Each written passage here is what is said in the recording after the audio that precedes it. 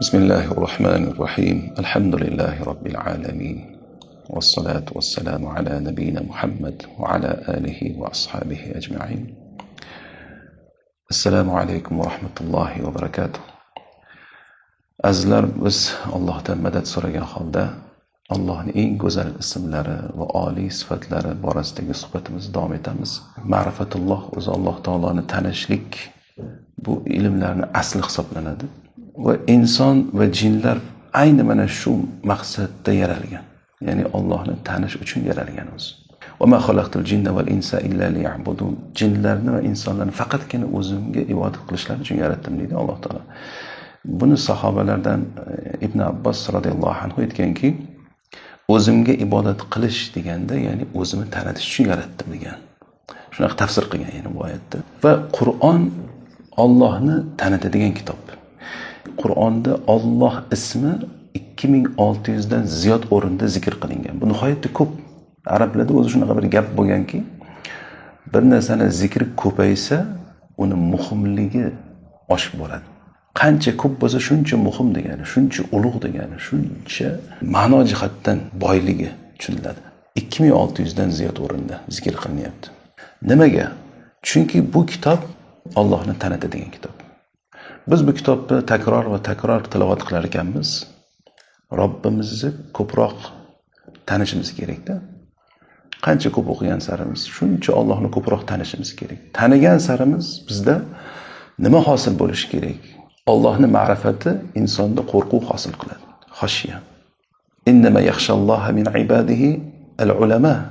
Allohdan uni olim bandalarigina qo'rqadi dedi Alloh taolo. Ya'ni olim bandalari degandan maqsad Allohni ko'proq tanuvchilar degani. Qancha inson Allohni ko'proq tanisa, shuncha undan qo'rqar ekan. Va Allohni ko'proq tanishlik bizda muhabbatni hosil qiladi. Ya'ni qancha Robbimizni yaxshi tanisak, uni ko'proq yaxshi ko'rar ekanmiz. Va Allohni ko'proq tanishlik toatni ziyoda qiladi. Qancha yaxshi tanisak, ko'proq ibodat qilar ekanmiz. Alloh taolo o'zini bandalariga o'zini tanitish uchun ko'p o'rin bilan yordam berib qo'yganda, agar bir tafakkur qilsak shu haqda, Alloh taolo insonga nima berdi? Aql berdi. Mana shu aql bilan biz idrok qilishimiz mumkin. Koinot haqida tafakkur qilishimiz mumkin. Va ana shu koinotda shunaqa ko'p oyatlar bilan o'rab tashadiki, har bir narsa haqida tafakkur qilsangiz Allohning qudratiga dalolat qiladi. Allohning yakkaligiga dalolat qiladi. Allohning kamolotiga dalolat qiladi. Har bir narsa oyatda, ya'ni hatto o'zimiz haqimizda tafakkur qilsak, shuning uchun Alloh taolo ko'p o'rinda Qur'onda bizni tafakkurga chaqiradi. Osmonlar yer yaralishida, kun bilan tunni almashinuvida aql egalari uchun oyatlar bor yoki tafakkur qiluvchilar uchun oyatlar bor. Nihoyatda ko'p keladi. Nima uchun bizni tafakkurga chaqiradi Alloh taolo? Atrofimizdagi kavniy sunanlar, mana shu koinotdagi borliqdagi oyatlar bizga Allohni tanitadi.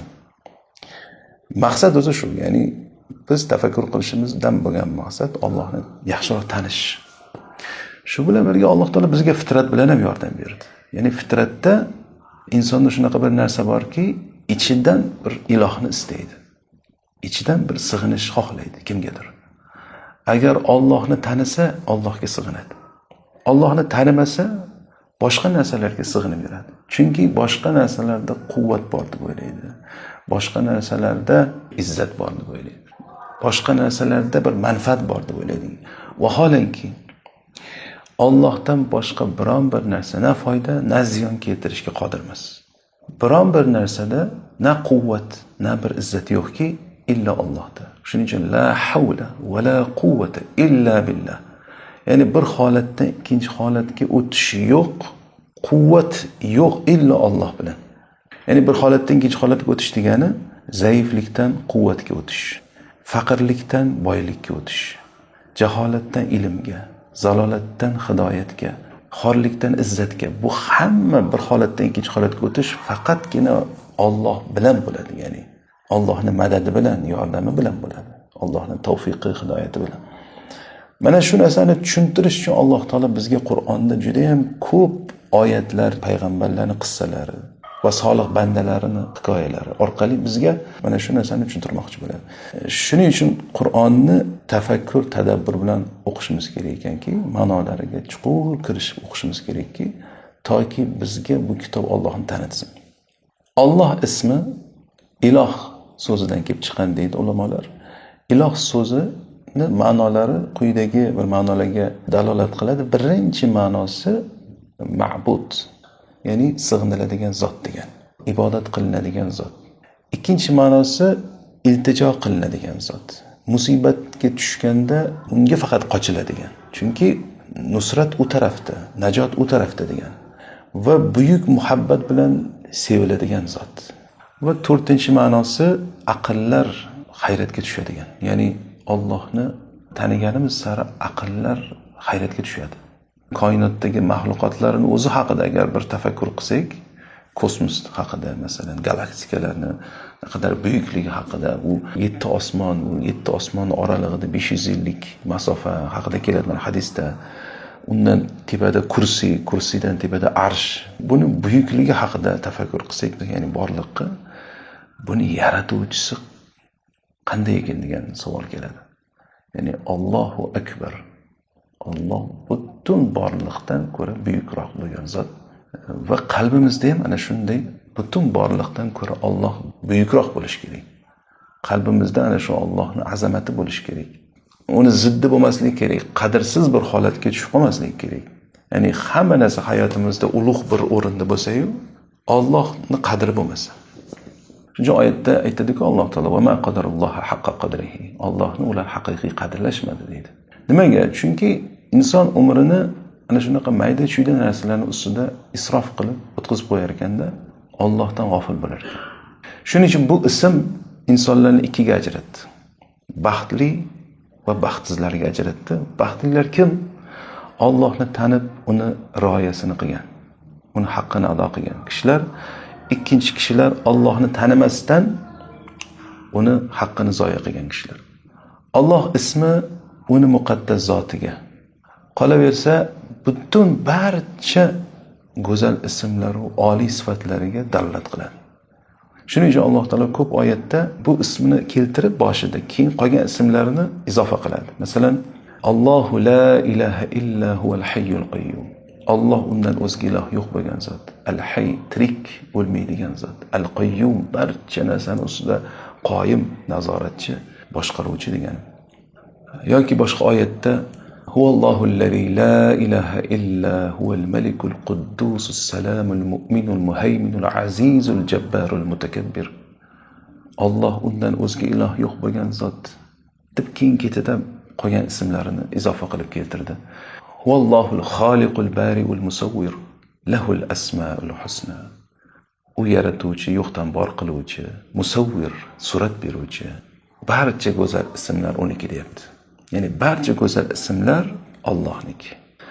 Allohu la ilaha illahu lahul asmaul husna. Alloh undan o'zga iloh yo'q bo'lgan zot va barcha go'zal ismlar uniki. Demak, biz Alloh deganimizda barcha go'zal ismlari jamlangan atoqli ismni ko'z oldimizga keltiramiz. Ya'ni Allohning bu ismi atoqli ism. Ya'ni Alloh o'ziga oldi bu ismni, hech kim bu ism bilan tarixda nomlanmagan. Hattoki Firavnlarga o'xshagan mana zolimlar o'zini ana robbukumul a'la dedi. Sizlarni oliy robbilarman dedi, lekin Allohman deya olmagan. Bu ism yana bir ishora qiladigan ma'nolardan biri valiha, ya'ni chaqaloqni onasiga bog'lanib qolishi tushuniladigan bir ma'no bor. U nimani bildiradi? Banda o'zi Allohga bog'lanib qolishi kerak. Banda o'zi Allohni yaxshi tanisa, unga bog'lanib qoladi. Mana chaqaloq nimaga onasiga bog'lanib qolgan?